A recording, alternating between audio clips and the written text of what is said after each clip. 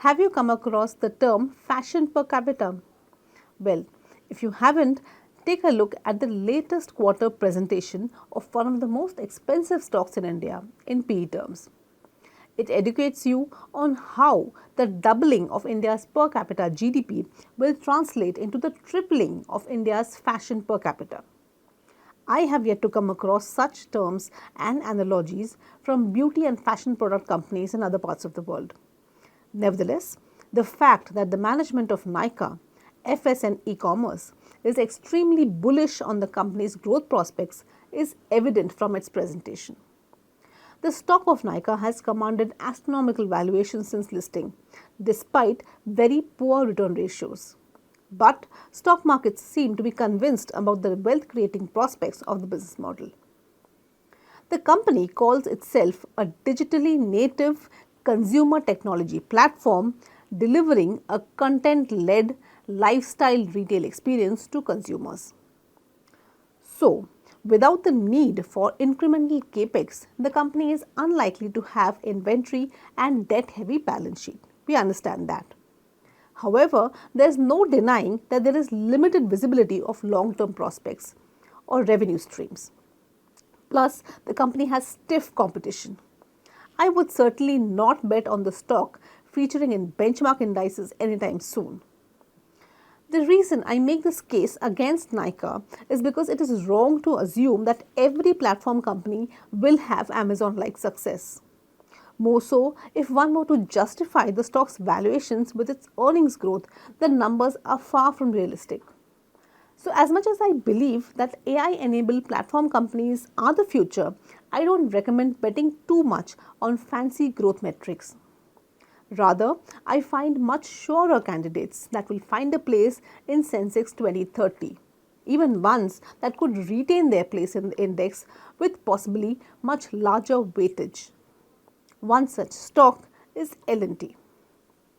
Semiconductors, 5G telecom, renewable energy, space tech, metro rail, defense. How many Indian companies have won orders in each of these segments in the past 30 days? The only company that comes to my mind is L&T. But does it really help the company having the metaphorical finger in every pie? The fact is that L&T had already started reducing the share of its core engineering and construction business 5 years ago. It had already invested in capacities for defense and applied for licenses and technology tie-ups in various sectors.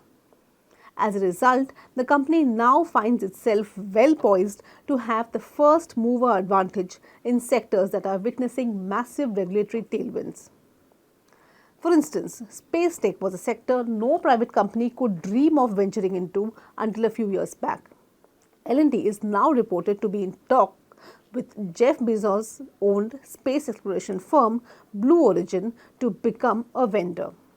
The company intends to supply orbital launch capabilities such as liquid rocket engines besides providing space habitat solutions. ISRO and INSPAC, the nodal agency for regulating private space tech players, have achieved a first of its kind alignment between the government body and the private sector. Of course, L&T is unlikely to be the only private sector participant here. Companies like Hindustan Aeronautics and Godrej & Boyce are equally strong contenders apart from the dozens of startups in this space. But the company is already supplying solid fuel engines to ISRO from its Coimbatore facility. India recently became the 27th country to sign the Artemis Accords. This has opened up a lot more cooperation links between NASA and ISRO. The Artemis program is lined up by NASA and other countries to return humans to the moon by 2025. Also, to expand space exploration to Mars and beyond. So you can imagine what an important breakthrough this could be for India.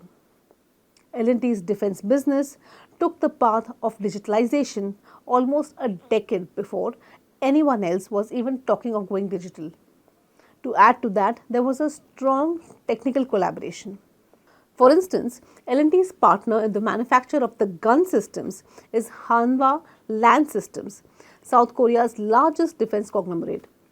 Hanwha is the largest producer of tracked self-propelled guns globally with over 1,000 pieces in service with various armies. The guns produced by L&T Hanwha have been modified to suit Indian requirements. It has greater than 50% indigenous content. Also, there is sufficient capacity in the offing. L&T has concurrently built a whole new manufacturing complex at its Hazira premises for the manufacture of these gun systems. It includes state-of-the-art test tracks to qualify mobility of every gun system produced here. L&T's Armoured Systems Complex is a huge workshop that will house the entire assembly line starting from manufacture of various subsystems and systems of the gun. L&T has been a partner to BrahMos missile system production for the past 2 decades.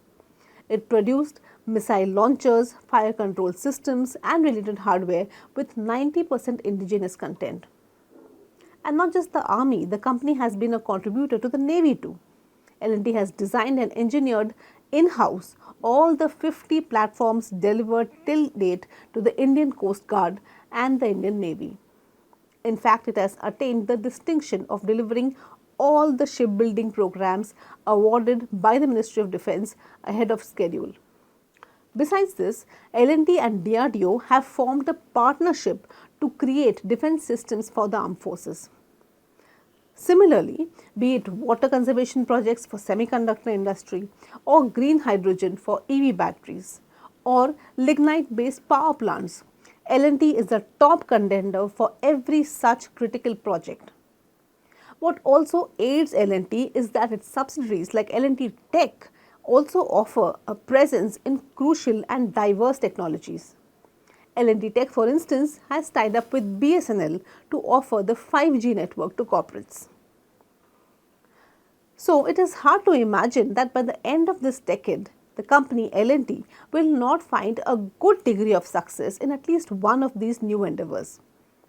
Moreover, the financials of the company are sound and the current valuations are far more grounded compared to the company's long-term growth prospects. L&T's growth over the coming decade is neither dependent on India's per capita GDP growth, nor does the company's revenue stream remain subject to fancy metrics of growth and pricing power. So, if you were to ask me if I would choose an existing behemoth L&T over a new age platform company Nykaa for Sensex 30, my answer would be a big yes. Be it the stock of L&T or Nykaa, valuations must play a critical role in the investing decision. However, do not ignore long-term revenue visibility when it comes to decadal bets. Hope you like this video. Thanks for watching.